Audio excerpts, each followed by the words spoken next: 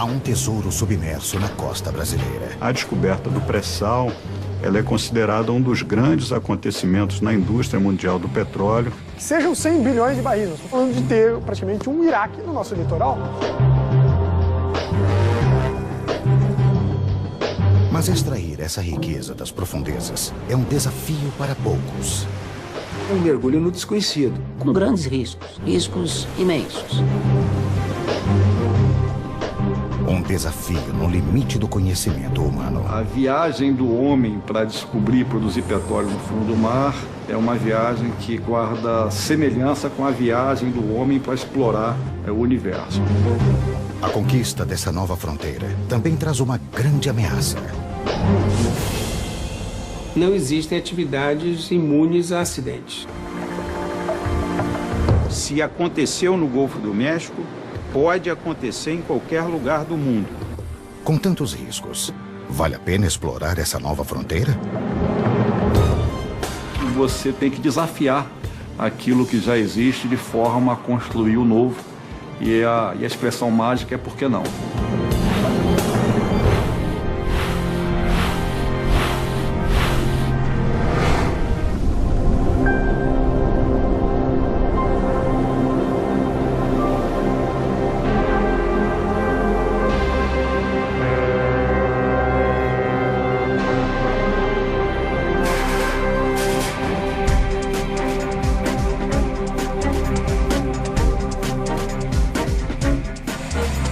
Em alto mar, a 300 quilômetros da costa brasileira, engenheiros e geólogos estão desbravando uma nova fronteira.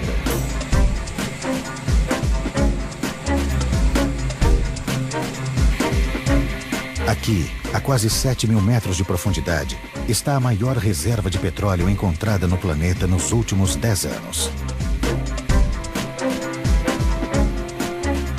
Uma enorme área com 800 quilômetros de extensão e 200 de largura, que ficou conhecida como Província do Pré-Sal.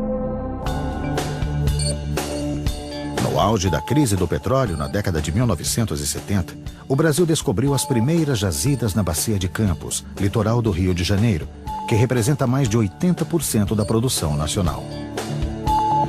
Buscando petróleo em águas cada vez mais profundas, as reservas brasileiras chegaram a 15 bilhões de barris.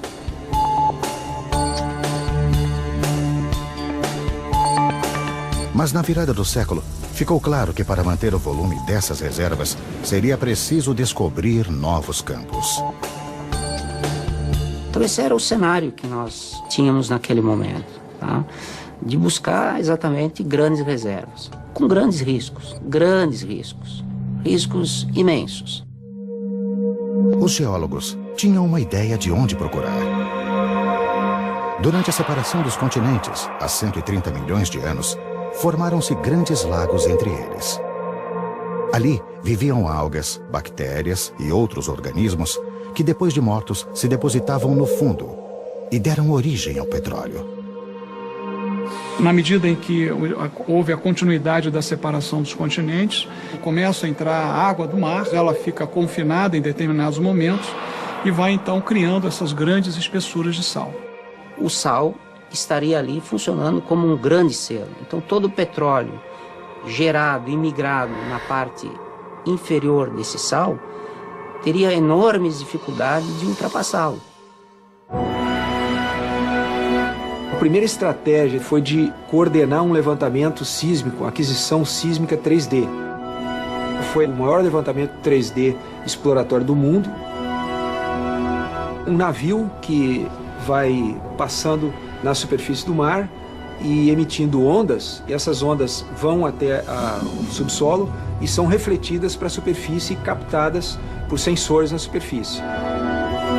Então seria comparável a um ultrassom do subsolo. As imagens mostraram sinais de que abaixo da camada de sal poderia realmente haver reservatórios de petróleo. A partir daí, desse modelo e do dado sísmico, o que falta é descer a broca e constatar que, de fato, aquele modelo, e lastreado pelo entendimento sísmico, pela interpretação sísmica, se configura numa realidade, né? Em dezembro de 2004, uma sonda de perfuração foi enviada para a região. O ponto indicado pelos geólogos para perfurar o primeiro poço foi chamado de Paraty. A expectativa era imensa, né? 2, 3 poços secos poderiam colocar essa ideia por mais 10 anos aí na prateleira. Uma broca é levada até o fundo do mar por uma coluna formada por segmentos de 30 metros cada, conectados um a um.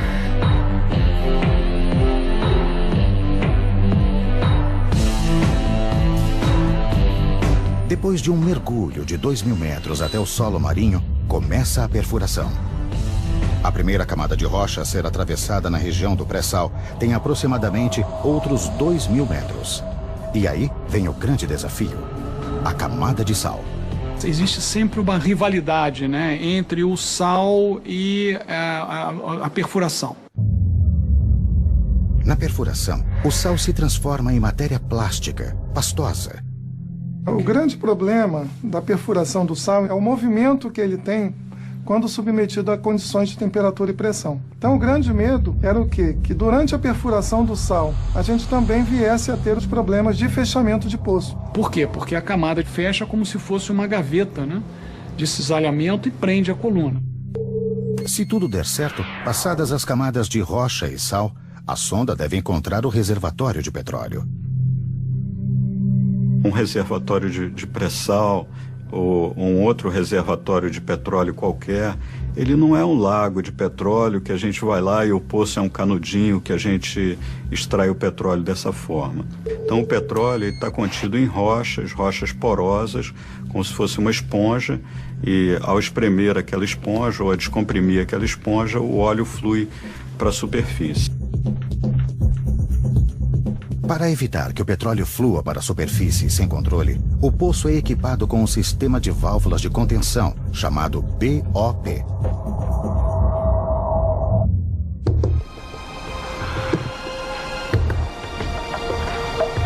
Durante 15 meses, a sonda perfurou o poço de Paraty até uma profundidade de 7.600 metros.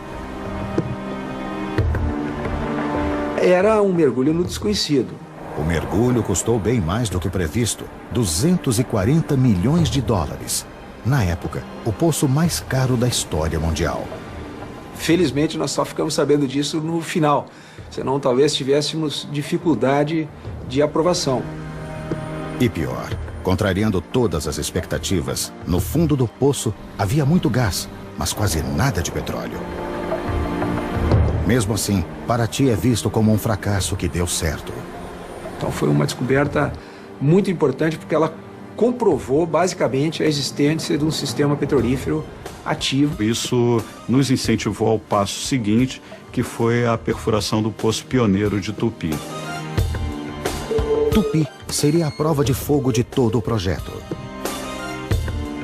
Tupi foi algo fantástico, porque Tupi a gente ia atravessar uma camada de mais de 2.000 metros de sal.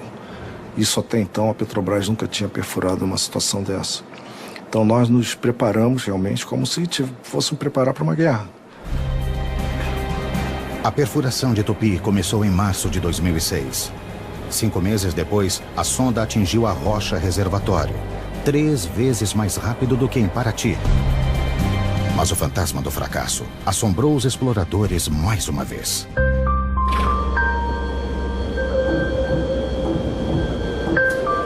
O colega Gilberto me telefonou e ele falou: olha, nós já estamos na água e não tem petróleo. E ele falou: poxa, nós temos que ir avante, vamos avante, que não pode, né?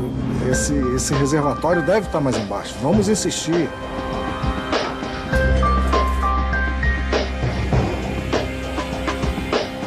Era impossível acreditar naquilo que me havia sido dito, né? Então, naquele momento ali, a gente fica, poxa, e tal, e agora o que a gente faz, né? Não, vamos adquirir mais dados, vamos fazer teste, vamos ver o que fluido que faz.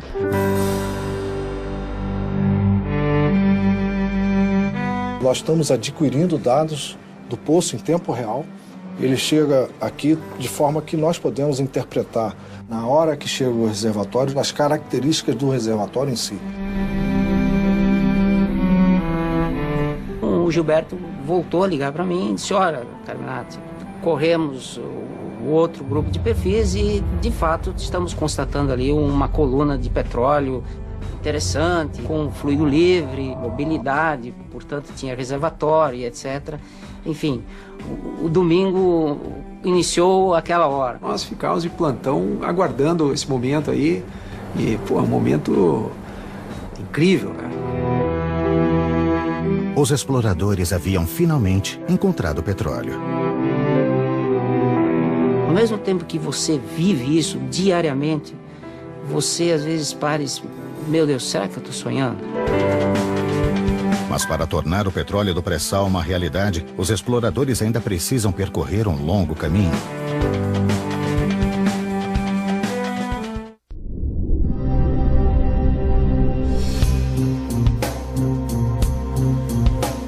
A descoberta de petróleo na camada de pré-sal do Campo de Tupi foi apenas o primeiro passo na exploração dessa nova fronteira na costa do Brasil. A próxima etapa, confirmar o potencial do reservatório. A sonda de perfuração é substituída por uma unidade flutuante de produção e armazenamento de petróleo, conhecida como FPSO. Essa unidade especificamente foi projetada para fazer esse tipo de trabalho. Chegar primeiro na área, começar a produzir o poço, conhecer tudo sobre ele. Daqui eu estou vendo tudo, é como se eu estivesse lá. Essa sala, podemos dizer que é o coração da produção de petróleo desse navio aqui. A tripulação monitora dados como temperatura, pressão e vazão do poço através dos sensores de um conjunto de válvulas chamado Árvore de Natal, instalado no fundo do mar.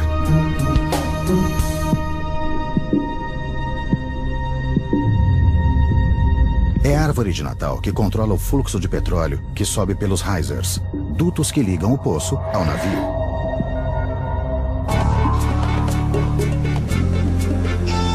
Esta ainda é uma etapa de teste. Durante 18 meses, este FPSO irá monitorar a produção do poço de Tupi. O objetivo é determinar a quantidade e a qualidade do óleo a ser explorado. É o chamado teste de longa duração, ou TLD. Eu preciso saber se as descobertas que estão sendo feitas, elas têm um porte ou um tamanho que justifique um desenvolvimento em uma área tão complexa geograficamente. Os dados que nós temos obtido até o momento mostram uma vazão estável, então é um poço capaz de produzir uma vazão alta e que tem um potencial superior a 20 mil barris. Isso nos dá segurança para ir em frente. Com esses dados de produção diária, a realidade superou o melhor dos sonhos dos exploradores. O Campo de Tupi é gigante, com volume estimado de 5 a 8 bilhões de barris. São raríssimos os campos gigantes descobertos no mundo. E melhor, o petróleo contido ali é de alta qualidade. Ele tem uma característica de óleo entre leve e intermediário, em termos de qualidade de petróleo. Quanto mais leve, melhor. E além disso, o petróleo de Tupi tem muito gás em solução. Separado do petróleo, esse gás terá lugar certo no mercado brasileiro, que ainda depende das importações de gás da Bolívia.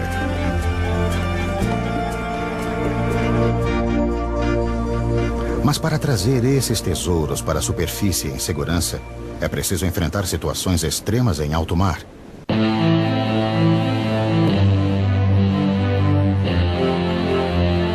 O ambiente marinho é um ambiente hostil, não só pela alta pressão, como pela baixa temperatura e a dificuldade de visibilidade. A unidade de produção ela vai ficar ali por 20, 30 anos. Então, ela também tem que ser dimensionada para suportar esses esforços aí das marés, dos ventos, correntezas e tudo que estiver relacionado. Por isso é preciso, antes, simular todos esses desafios. O campo de provas são os laboratórios da maior rede de pesquisas e simulação da América Latina. Alguns deles estão na Universidade Federal do Rio de Janeiro. Esse laboratório é o Laboratório de Tecnologia Submarina da COP. Ele simula equipamentos, dutos submarinos e comportamento de estruturas em grandes profundidades. No mar, quanto mais fundo, maior a pressão.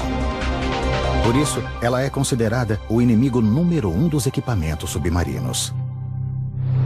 É como se nós tivéssemos um elefante adulto com todo o seu peso sobre uma formiga pequena. Na exploração em águas tão profundas, os equipamentos são as formigas. E o elefante é a pressão atmosférica. Nós fazemos muitos testes para ver, por exemplo, qual é a pressão que um duto pode resistir. E nós vemos essas condições extremas, como se nós tivéssemos uma pasta, um tubo de pasta de dente, no trilho de um trem e esse trem passando em cima. Qualquer falha nesses equipamentos pode acarretar parada de produção, intervenção, custos muito altos. E ainda pior, uma falha pode causar um desastre ambiental. A falha desses equipamentos implica intervenções complexas. O homem não consegue trabalhar em profundidades além de 500 metros. Você tem que, através de um robô, identificar o tipo de falha e depois planejar a intervenção.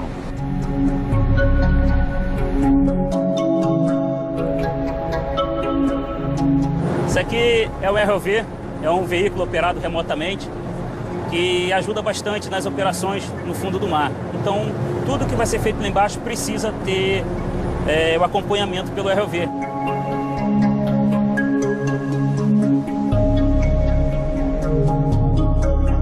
O ROV é fundamental para os monitoramentos de segurança durante o tempo de produção do poço. E é este robô que precisa detectar um outro inimigo ainda mais difícil de identificar: a corrosão.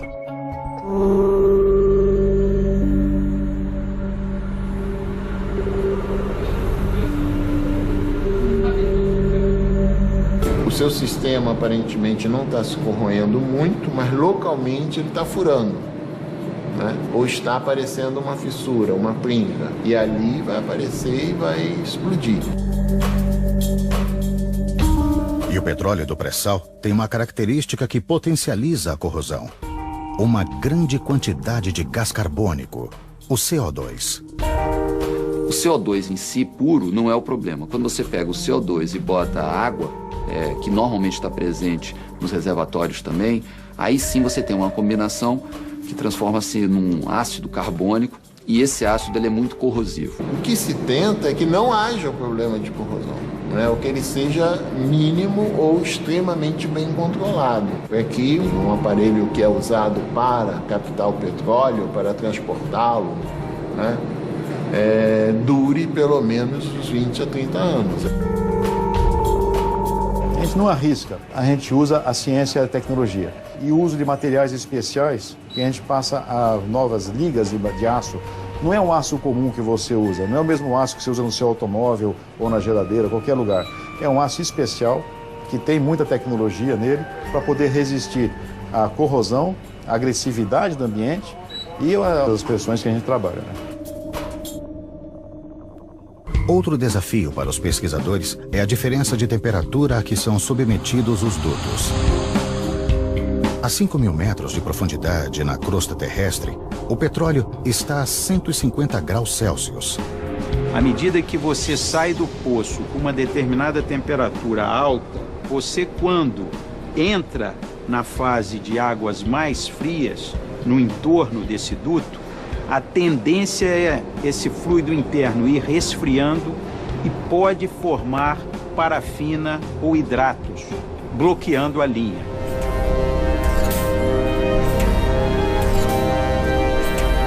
A partir destes testes, os pesquisadores elaboram a receita para a fabricação do melhor duto submarino. E ele tem nome de comida. Esse duto sanduíche, ele tem uma camada exterior e ele tem uma camada interior de aço. E tem uma camada intermediária de material polimérico. A ideia é que ele possa trabalhar de forma conjunta para aumentar a resistência às altas pressões e, ao mesmo tempo, dar a proteção em termos de temperatura para que a temperatura não baixe muito. Temperatura, corrosão e pressão são os primeiros inimigos enfrentados pelos novos equipamentos do pré-sal. Mas o caminho até a superfície terá forças ainda mais destrutivas.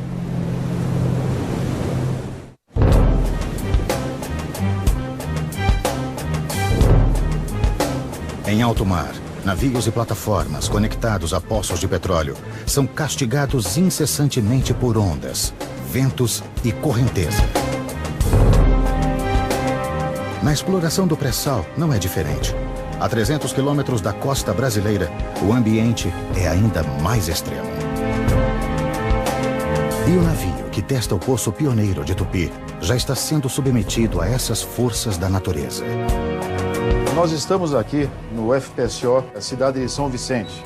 É um navio que pode tanto produzir quanto armazenar petróleo.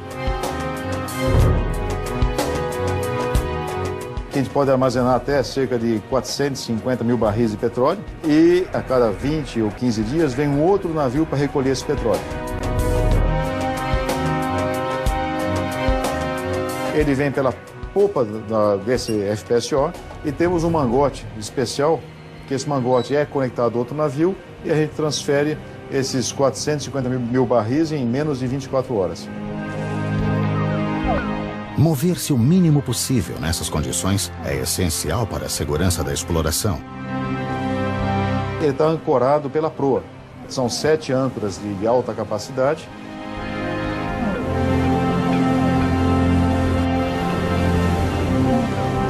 Essa tecnologia de ancoragem em águas profundas e ultraprofundas foi desenvolvida e patenteada por engenheiros brasileiros. O sistema usa barcos de apoio para lançar âncoras no formato de torpedo ao fundo do mar. Cada uma pesa mais de 130 toneladas. Com o próprio peso, essas âncoras torpedo penetram até 400 metros no solo marinho e garantem uma capacidade de fixação de quase 1,5 milhão de toneladas cada. Locais como pré-sal são de águas muito profundas, ultra profundas, que chegam até quase 3.000 metros. Então não tem como colocar uma estrutura fixa no fundo do mar. Então nós temos essas plataformas flutuantes, ancoradas, com várias linhas de ancoragem e dutos chamados risers, indo para a plataforma carregando óleo e gás. Mas como testar navios e plataformas enormes antes mesmo de colocá-los no mar? Nós não podemos construir uma plataforma em escala real e colocar para testar. Não é como carro, que tem um protótipo menor que possa testar em loco. Então, nós fazemos um modelo em escala reduzida e testamos no tanque. No tanque de provas numérico da Universidade de São Paulo, os pesquisadores reproduzem os cenários mais extremos e até ondas improváveis.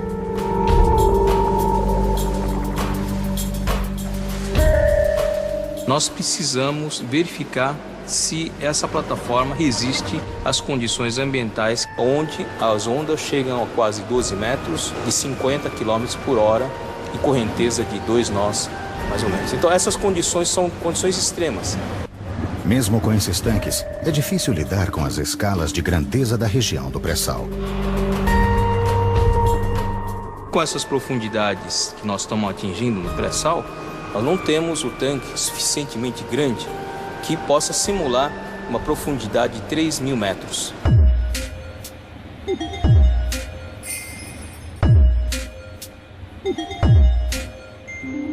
No tanque de provas, os pesquisadores geram dados sobre ondas, correntes marinhas e, em alguns casos, até ventos.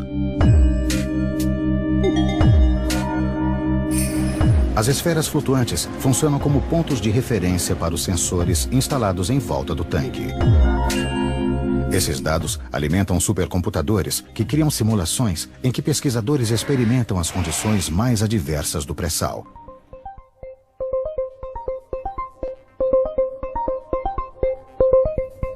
Nós colocamos todo o resultado da simulação na sala de visualização 4D. Nós colocamos as pessoas que estão envolvidas no projeto para verificar se aquelas condições estão de acordo ou não. Se não for viável, nós simulamos outras condições, outras alternativas.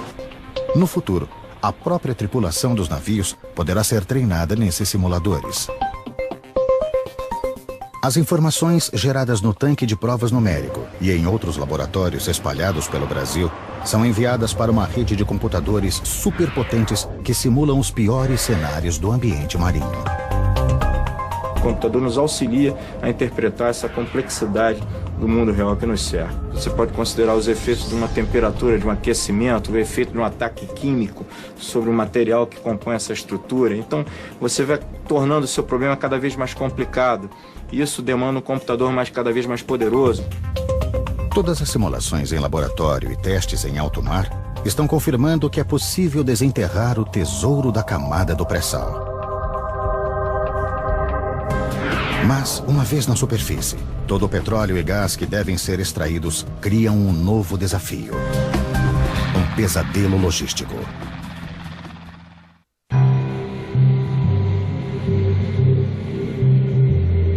A missão do FPSO Cidade de São Vicente chega ao fim. Durante 1 ano e meio, foram realizados todos os testes necessários no Poço Pioneiro de Tupi para comprovar o potencial do petróleo do pré-sal brasileiro.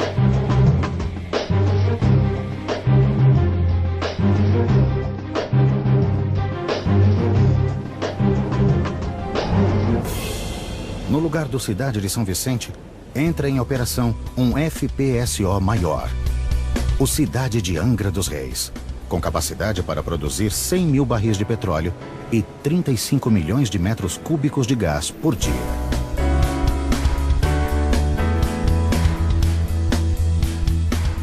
E nós vamos para uma outra área chamada de Tupi Nordeste, para fazer um outro TLD em outro poço e continuar esse trabalho.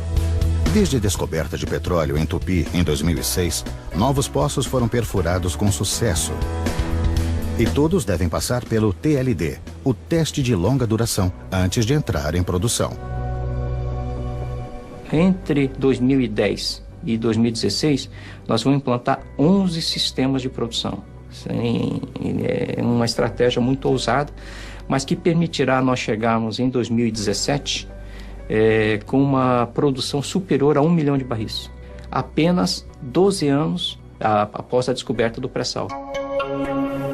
Esse volume de produção, num espaço tão curto de tempo, exige uma mudança radical no sistema de logística. Isso nos traz uma oportunidade, por exemplo, de rever toda a logística de transporte de pessoas, equipamentos, materiais da costa para a plataforma. Isso nos dá a oportunidade de rever também toda a logística de transporte dos produtos, do petróleo produzido, do gás natural produzido, do ponto de produção, da plataforma, até o litoral. A logística do pré-sal equivale a povoar e abastecer uma cidade. Só que esta é formada por bairros flutuantes, distantes uns dos outros e a 300 quilômetros da costa. Cada unidade de produção é operada por aproximadamente 150 pessoas, em turnos de 15 dias. Para chegar e sair daqui, só de helicóptero. Quando nós começamos aqui, eu não podia carregar mais do que 7 pessoas dentro do helicóptero, porque ele não teria autonomia. Hoje tem novas aeronaves projetadas e contratadas para atender aqui a área do pré-sal, que elas podem trazer até 18 passageiros e levar 18 passageiros sem nenhum tipo de limitação. Atualmente, só a companhia brasileira transporta 65 mil funcionários por mês. Com a exploração do pré-sal até 2020, esse número deve duplicar.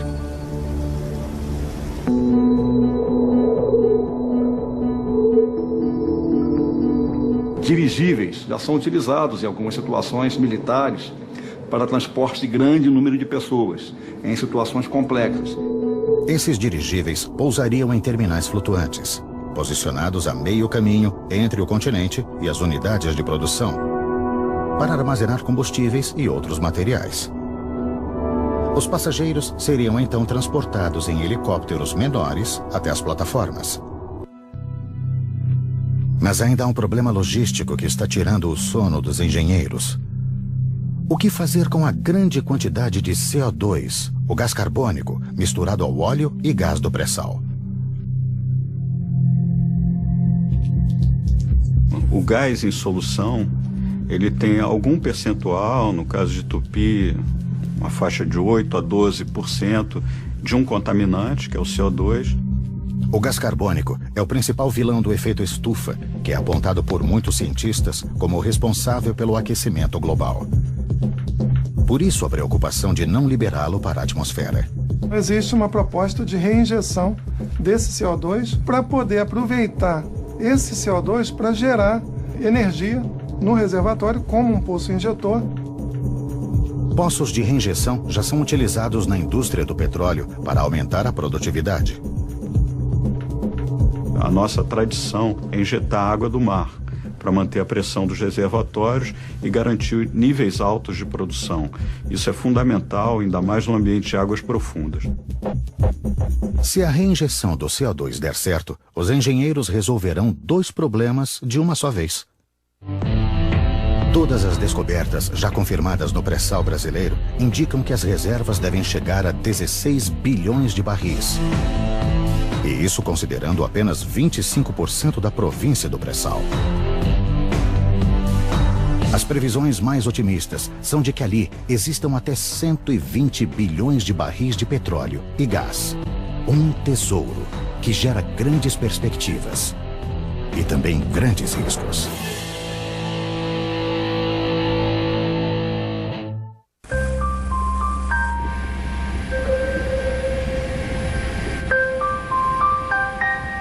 No dia 20 de abril de 2010, a sonda Deepwater Horizon, da companhia British Petroleum, que perfurava um poço no Golfo do México, explodiu, matando 11 pessoas e ferindo 17.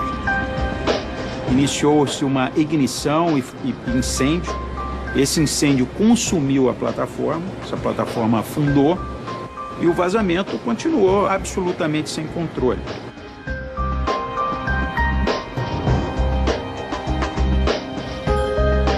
Começava ali o maior desastre ambiental da indústria do petróleo.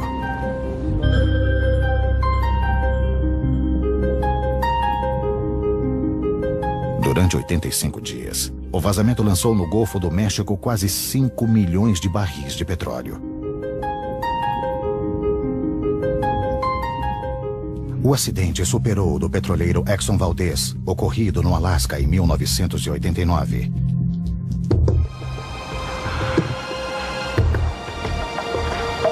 Que naquela época você estava em uma região relativamente inóspita, você não tinha internet, não tinha imagem instantânea, quer dizer, e mesmo assim o impacto foi daquela dimensão. Até hoje, 20 anos depois, se fala daquele acidente.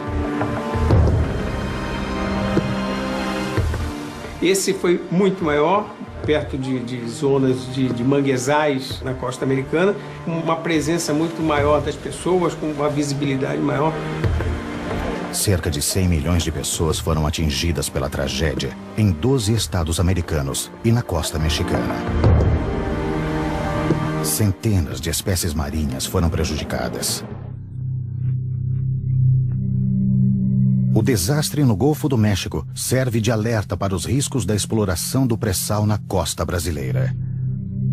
O que eu vejo de grave nessa história do pré-sal, em termos de um possível acidente, é, em primeiro lugar, comparado com o Golfo do México, a profundidade.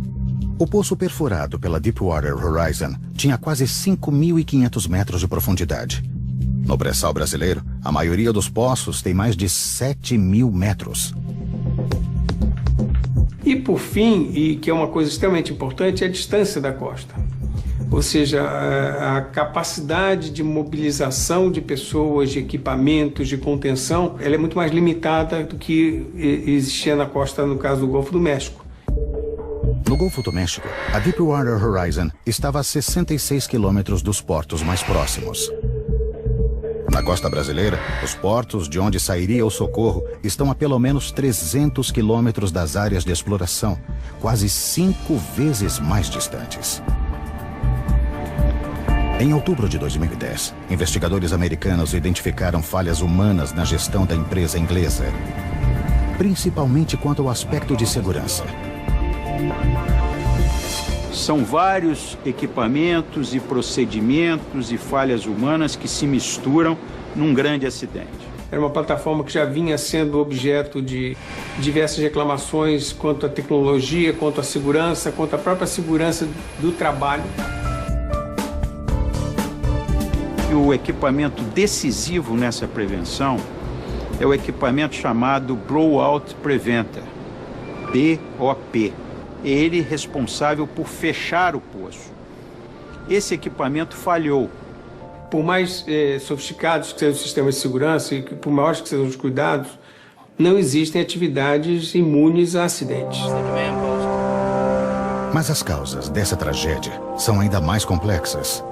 No governo Bush houve um relaxamento absoluto quanto à utilização e aplicação de normas. O capital privado ele precisa ter regras e essas regras têm que ser obedecidas, elas têm que ser fiscalizadas e, se não forem obedecidas, têm que ser severamente punidas. Isso não estava acontecendo. No Brasil, a responsável por fiscalizar o setor é a ANP, Agência Nacional do Petróleo. A ANP, que é o órgão regulador, tem uma estrutura de fiscalização muito mais efetiva, estrita e bem estabelecida, que pode levar a uma probabilidade menor de que haja um acidente, mas que, de qualquer maneira, não são infalíveis.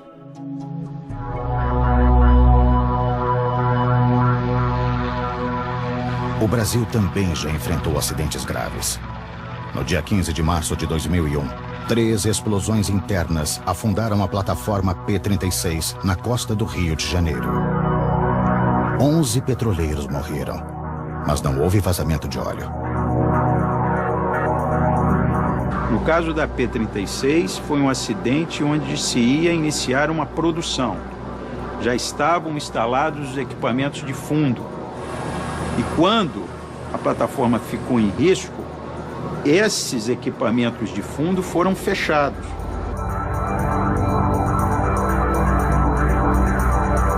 Além da ameaça ambiental, o pré-sal traz também outros riscos. Porque o nosso sucesso pode incomodar as outras grandes potências. Nós estamos falando de ter praticamente um Iraque no nosso litoral. Para ter mais controle sobre o pré-sal, o governo brasileiro quer aumentar a largura de suas águas territoriais. Esse pré-sal brasileiro ele está no limite da zona de exploração econômica da plataforma brasileira. São 200 milhas e esse pré-sal está mais ou menos a 300 quilômetros, quer dizer, nós estamos muito próximos do limite. Porque o Brasil solicitou, por exemplo, a expansão da sua zona econômica exclusiva dentro da área da plataforma continental, que pelas regras da ONU, podem ser até 350 milhas. Né? Nós solicitamos isso para a ONU, para o Comitê de Limites Marítimos da ONU, e, se tudo correr bem, esse território será nosso. Mas quanto maior a largura das águas territoriais brasileiras, maiores são as ameaças. No mínimo, o Brasil vai ter que repensar a sua estratégia de defesa naval. Então, de uma forma ou de outra, a gente tem que estar preparado para defender nossas reservas. Com tantos riscos ambientais e políticos, vale a pena gastar bilhões de dólares na exploração de uma fonte de energia não renovável e altamente poluente?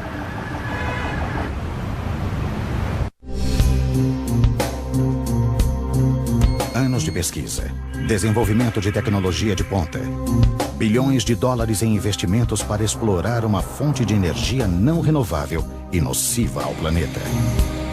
O desafio do pré-sal é motivo de orgulho e muitas dúvidas. O petróleo tem seus dias contados. Nós não vamos dizer dias, vamos falar em anos, décadas, mas não muitas décadas. Como habitante desse planeta, como quem tem filhos e terei netos, o ideal é que a era do petróleo termine o mais rápido possível. Mas o mundo está pronto para abandonar o petróleo e deixar o planeta mais limpo? Mesmo que a gente substitua o petróleo como fonte de combustível, se a gente pare de queimar petróleo, o que seria ótimo, uma série de indústrias hoje utilizam matéria-prima essencialmente derivada de petróleo. Você está apostando no século XXI na energia que foi a energia do século XX, quando os outros países já estão hoje pensando no que será a energia do século XXI e do século XXII. Agora, é uma aposta, e não quer dizer que a exploração da pressão no Brasil deve ser interrompida por conta disso.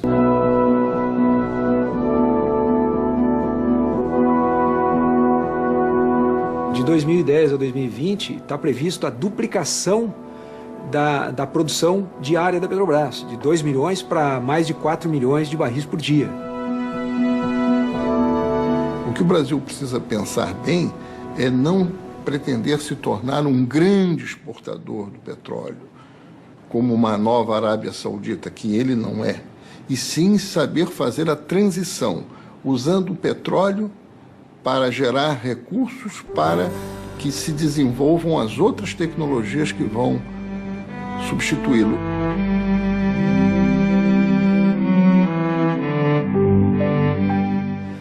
O que mais tem me impressionado é exatamente o efeito multiplicador que a exploração tem.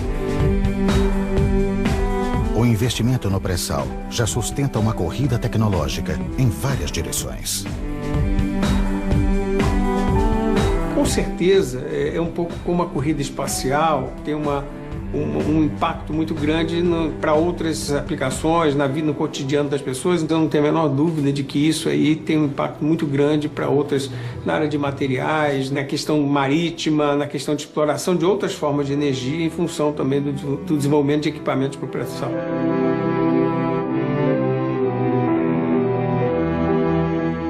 O pré-sal representa o petróleo que o Brasil usará nos próximos 30, 35, 40 anos. Mas não só isso.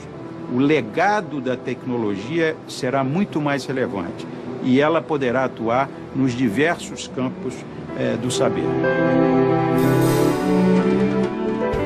Mais que isso, que eu sei, não posso falar.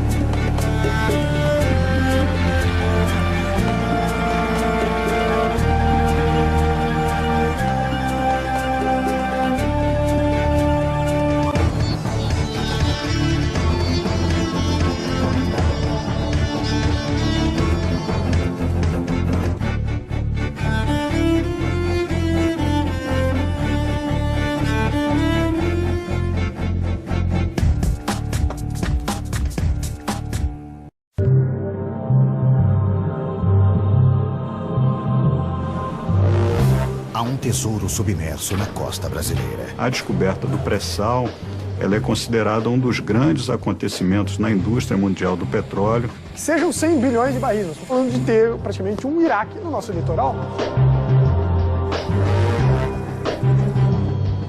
Mas extrair essa riqueza das profundezas é um desafio para poucos.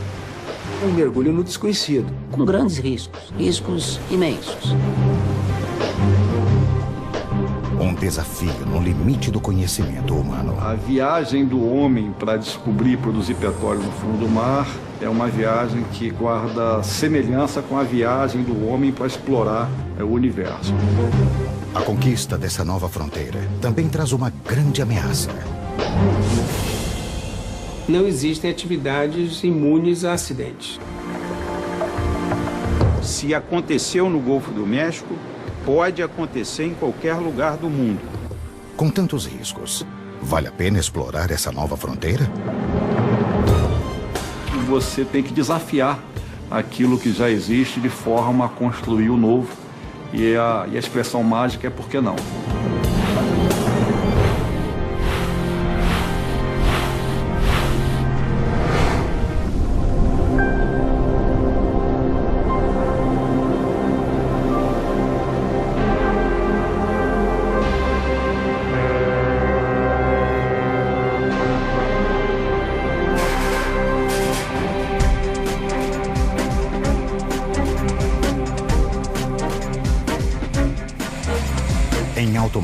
a 300 quilômetros da costa brasileira, engenheiros e geólogos estão desbravando uma nova fronteira.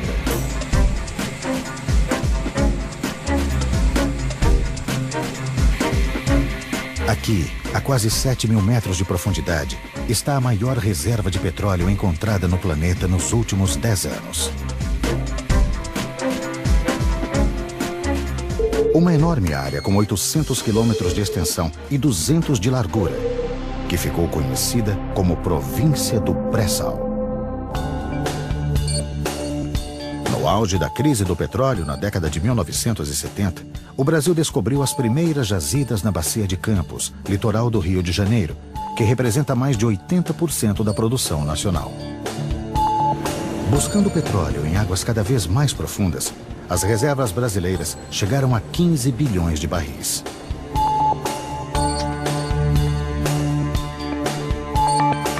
Mas na virada do século, ficou claro que para manter o volume dessas reservas, seria preciso descobrir novos campos. Então esse era o cenário que nós tínhamos naquele momento, tá? De buscar exatamente grandes reservas, com grandes riscos imensos. Os geólogos tinham uma ideia de onde procurar. Durante a separação dos continentes, há 130 milhões de anos, formaram-se grandes lagos entre eles. Ali viviam algas, bactérias e outros organismos que, depois de mortos, se depositavam no fundo e deram origem ao petróleo. Na medida em que houve a continuidade da separação dos continentes, começa a entrar a água do mar, ela fica confinada em determinados momentos e vai então criando essas grandes espessuras de sal. O sal estaria ali funcionando como um grande selo. Então todo o petróleo gerado e migrado na parte inferior desse sal teria enormes dificuldades de ultrapassá-lo. A primeira estratégia foi de coordenar um levantamento sísmico, aquisição sísmica 3D. Foi o maior levantamento 3D exploratório do mundo. Um navio que vai passando na superfície do mar e emitindo ondas, e essas ondas vão até o subsolo e são refletidas para a superfície e captadas por sensores na superfície. Seria comparável a um ultrassom do subsolo. As imagens mostraram sinais de que abaixo da camada de sal poderia realmente haver reservatórios de petróleo. A partir daí desse modelo e do dado sísmico, o que falta é descer a broca e constatar que, de fato, aquele modelo, e lastreado pelo entendimento sísmico, pela interpretação sísmica, se configura numa realidade, né? Em dezembro de 2004, uma sonda de perfuração foi enviada para a região. O ponto indicado pelos geólogos para perfurar o primeiro poço foi chamado de Paraty. A expectativa era imensa, né? 2, 3 poços secos poderiam colocar essa ideia por mais 10 anos aí na prateleira. Uma broca é levada até o fundo do mar por uma coluna formada por segmentos de 30 metros cada, conectados um a um.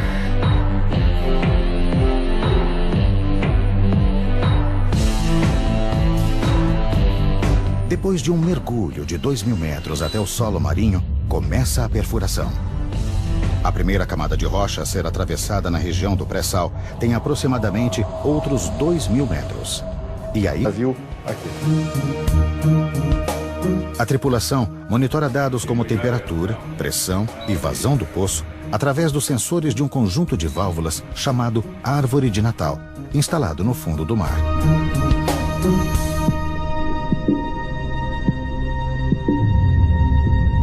É a Árvore de Natal que controla o fluxo de petróleo que sobe pelos risers, dutos que ligam o poço ao navio.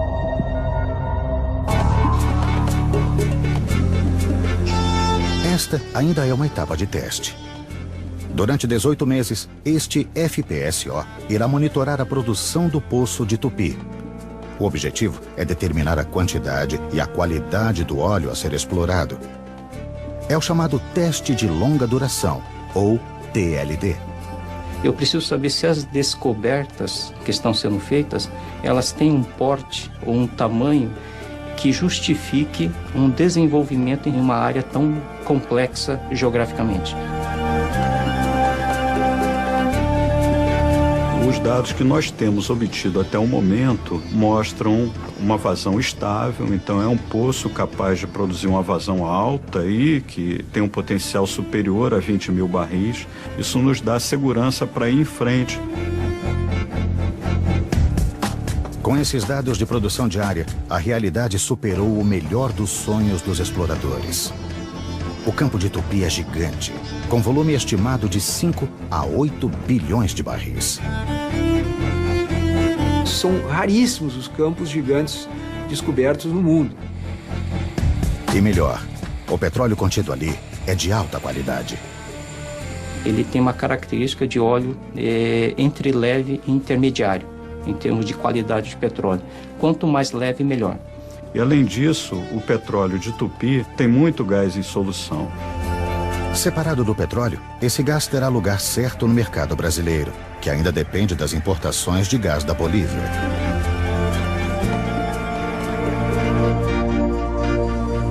Mas para trazer esses tesouros para a superfície em segurança, é preciso enfrentar situações extremas em alto mar.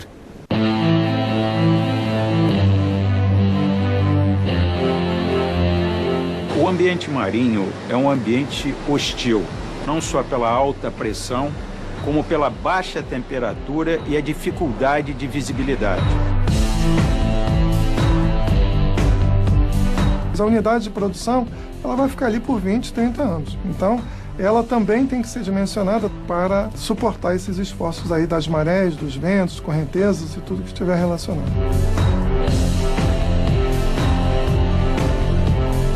Por isso é preciso, antes, simular todos esses desafios. O campo de provas são os laboratórios da maior rede de pesquisas e simulação da América Latina. Alguns deles estão na Universidade Federal do Rio de Janeiro. Esse laboratório é o Laboratório de Tecnologia Submarina da COP. Ele simula equipamentos, dutos submarinos e comportamento de estruturas em grandes profundidades. No mar, quanto mais fundo, maior a pressão. Por isso, ela é considerada o inimigo número 1 dos equipamentos submarinos. É como se nós tivéssemos um elefante adulto com todo o seu peso sobre uma formiga pequena. Na exploração em águas tão profundas, os equipamentos são as formigas. E o elefante é a pressão atmosférica. Nós fazemos muitos testes para ver, por exemplo, qual é a pressão que um duto pode resistir.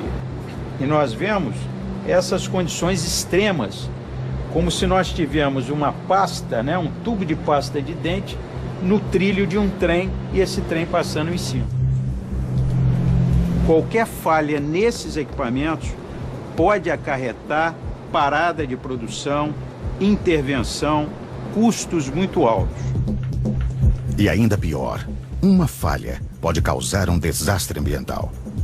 A falha desses equipamentos implica intervenções complexas. O homem não consegue trabalhar em profundidades além de 500 metros. Você tem que, através de um robô, identificar o tipo de falha e depois planejar a intervenção.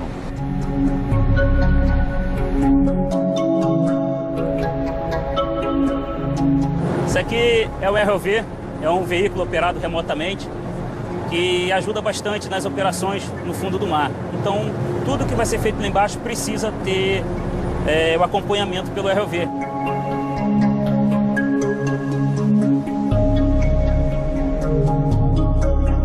O ROV é fundamental para os monitoramentos de segurança durante o tempo de produção do poço. E é este robô que precisa detectar um outro inimigo ainda mais difícil de identificar: a corrosão.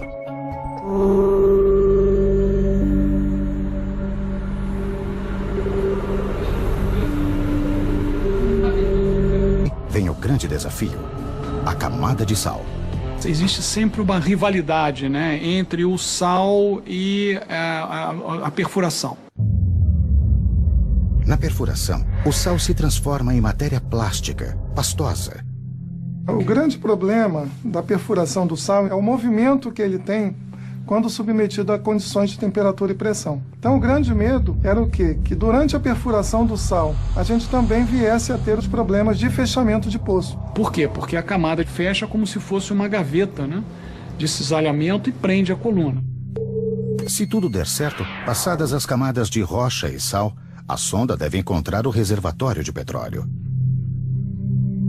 Um reservatório de pré-sal ou um outro reservatório de petróleo qualquer, ele não é um lago de petróleo que a gente vai lá e o poço é um canudinho que a gente extrai o petróleo dessa forma. Então o petróleo está contido em rochas porosas, como se fosse uma esponja, e ao espremer aquela esponja ou a descomprimir aquela esponja, o óleo flui para a superfície. Para evitar que o petróleo flua para a superfície sem controle, o poço é equipado com um sistema de válvulas de contenção, chamado BOP.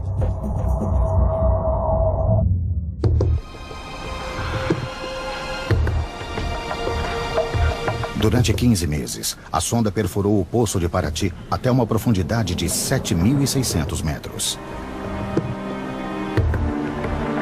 Era um mergulho no desconhecido. O mergulho custou bem mais do que previsto, 240 milhões de dólares. Na época, o poço mais caro da história mundial. Felizmente, nós só ficamos sabendo disso no final. Senão, talvez tivéssemos dificuldade de aprovação. E pior, contrariando todas as expectativas, no fundo do poço havia muito gás, mas quase nada de petróleo. Mesmo assim, Paraty é visto como um fracasso que deu certo.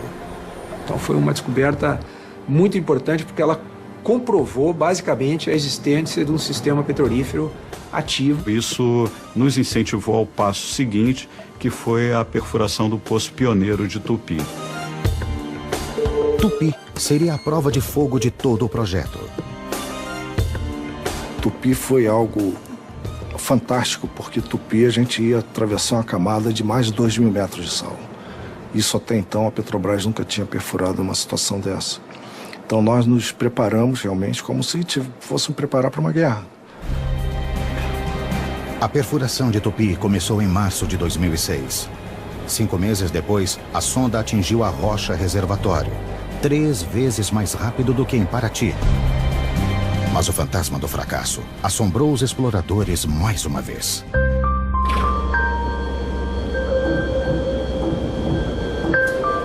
O colega Gilberto me telefonou e ele falou: olha, nós já estamos na água e não tem petróleo. E ele falou: poxa, nós temos que ir avante, vamos avante, que não pode, né? Esse reservatório deve estar mais embaixo, vamos insistir.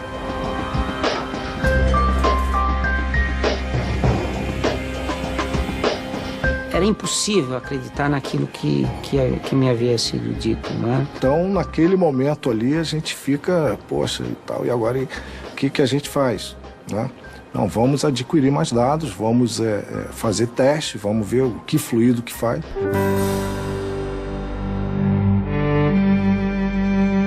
Nós estamos adquirindo dados do poço em tempo real. Ele chega aqui de forma que nós podemos interpretar, na hora que chega o reservatório, as características do reservatório em si. O Gilberto voltou a ligar para mim e disse: olha, Carminati, corremos o outro grupo de perfis e, de fato, estamos constatando ali uma coluna de petróleo interessante, com fluido livre, mobilidade, portanto tinha reservatório, etc. Enfim, o domingo iniciou aquela hora. Nós ficávamos de plantão aguardando esse momento aí e, pô, é um momento incrível, cara. Os exploradores haviam finalmente encontrado petróleo. Ao mesmo tempo que você vive isso diariamente, você às vezes para e diz: meu Deus, será que eu estou sonhando? Mas para tornar o petróleo do pré-sal uma realidade, os exploradores ainda precisam percorrer um longo caminho.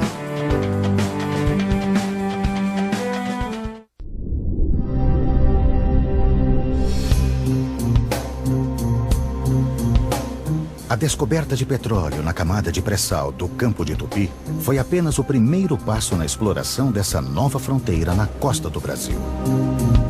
A próxima etapa, confirmar o potencial do reservatório. A sonda de perfuração é substituída por uma unidade flutuante de produção e armazenamento de petróleo, conhecida como FPSO. Essa unidade especificamente foi projetada para fazer esse tipo de trabalho. Chegar primeiro na área, começar a produzir o poço, conhecer tudo sobre ele. Daqui eu estou vendo tudo, é como se eu estivesse lá. Essa sala, podemos dizer que é o coração da produção de petróleo desse navio. Um carro que tem um protótipo menor que possa testar em loco. Então, nós fazemos um modelo em escala reduzida e testamos no tanque. No tanque de provas numérico da Universidade de São Paulo, os pesquisadores reproduzem os cenários mais extremos e até ondas improváveis.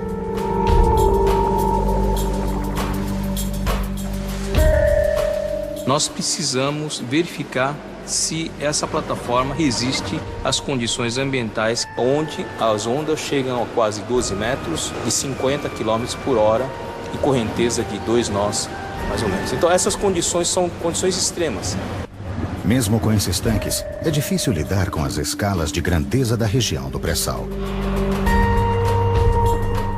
Com essas profundidades que nós estamos atingindo no pré-sal, nós não temos o tanque suficientemente grande que possa simular uma profundidade de 3.000 metros.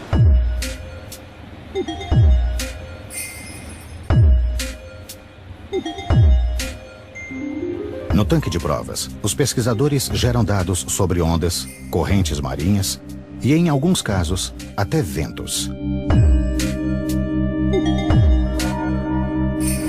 As esferas flutuantes funcionam como pontos de referência para os sensores instalados em volta do tanque. Esses dados alimentam supercomputadores que criam simulações em que pesquisadores experimentam as condições mais adversas do pré-sal.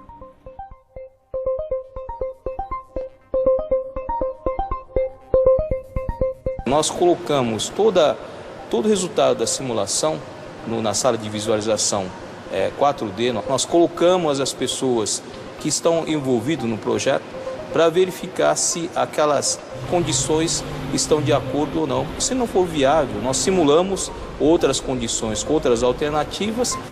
No futuro, a própria tripulação dos navios poderá ser treinada nesses simuladores.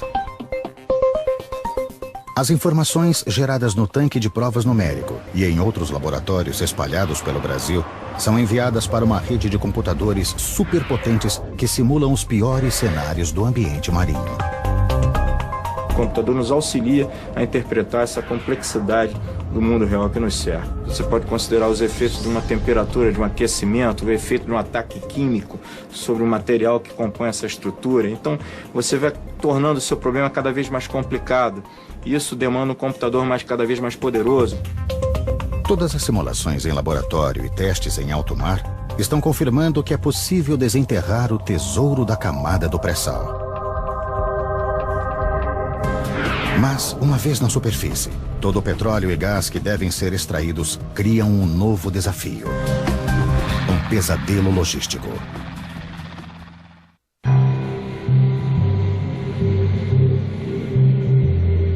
A missão do FPSO Cidade de São Vicente chega ao fim.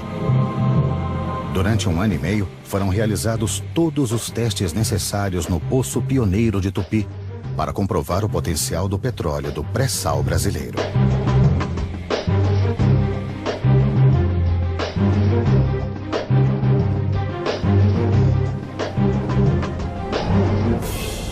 No lugar do Cidade de São Vicente, entra em operação um FPSO maior, o Cidade de Angra dos Reis, com capacidade para produzir 100 mil barris de petróleo e 35 milhões de metros cúbicos de gás por dia.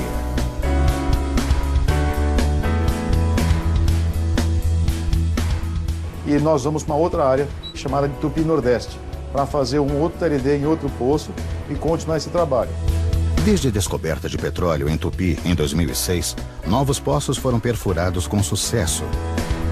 E todos devem passar pelo TLD, o teste de longa duração antes de entrar em produção. Entre 2010 e 2016, nós vamos implantar 11 sistemas de produção. É uma estratégia muito ousada, mas que permitirá nós chegarmos em 2017 com uma produção superior a 1 milhão de barris. Apenas 12 anos após a descoberta do pré-sal. Esse volume de produção, num espaço tão curto de tempo, exige uma mudança radical no sistema de logística.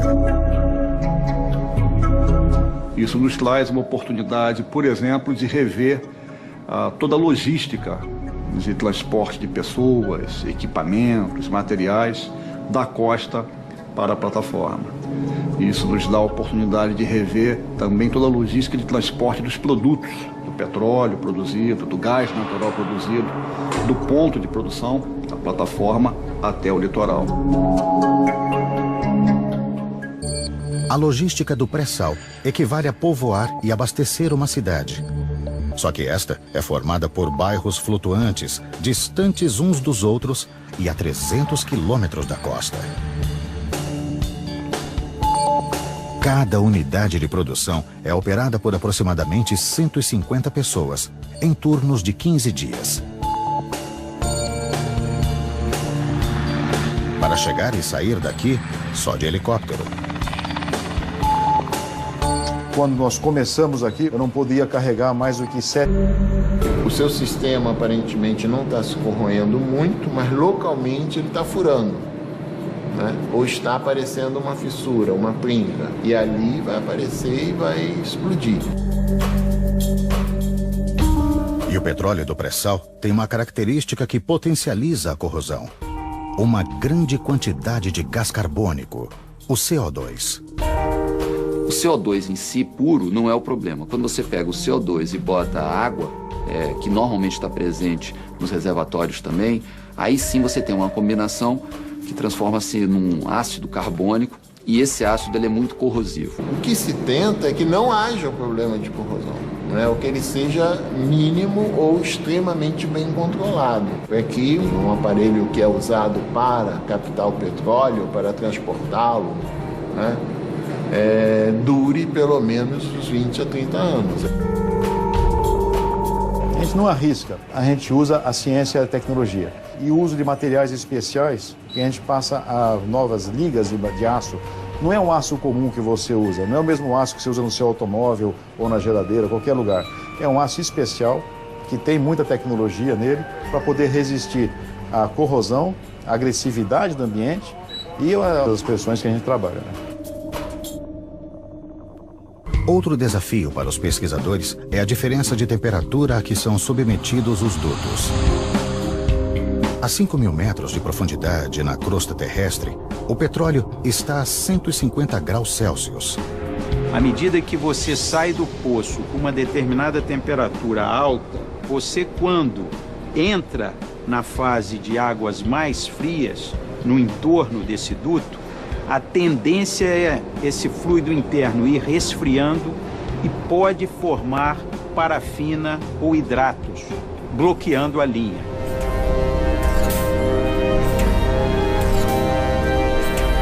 A partir destes testes, os pesquisadores elaboram a receita para a fabricação do melhor duto submarino. E ele tem nome de comida. Esse duto sanduíche, ele tem uma camada exterior e ele tem uma camada interior de aço. E tem uma camada intermediária de material polimérico. A ideia é que ele possa trabalhar de forma conjunta para aumentar a resistência às altas pressões e, ao mesmo tempo, dar a proteção em termos de temperatura para que a temperatura não baixe muito. Temperatura, corrosão e pressão são os primeiros inimigos enfrentados pelos novos equipamentos do pré-sal. Mas o caminho até a superfície terá forças ainda mais destrutivas.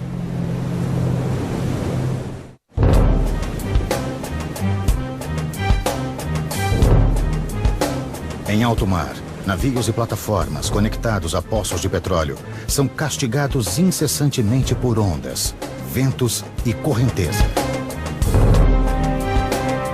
Na exploração do pré-sal não é diferente. A 300 quilômetros da costa brasileira, o ambiente é ainda mais extremo. E o navio que testa o poço pioneiro de Tupi já está sendo submetido a essas forças da natureza. Nós estamos aqui no FPSO, a cidade de São Vicente. É um navio que pode tanto produzir quanto armazenar petróleo.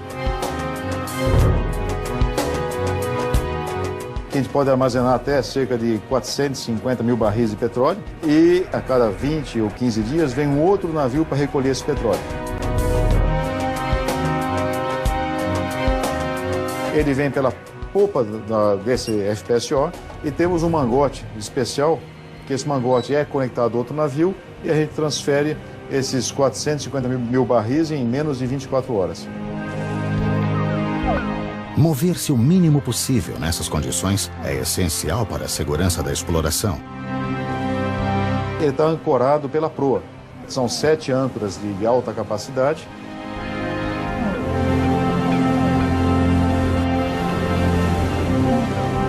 Essa tecnologia de ancoragem em águas profundas e ultraprofundas foi desenvolvida e patenteada por engenheiros brasileiros.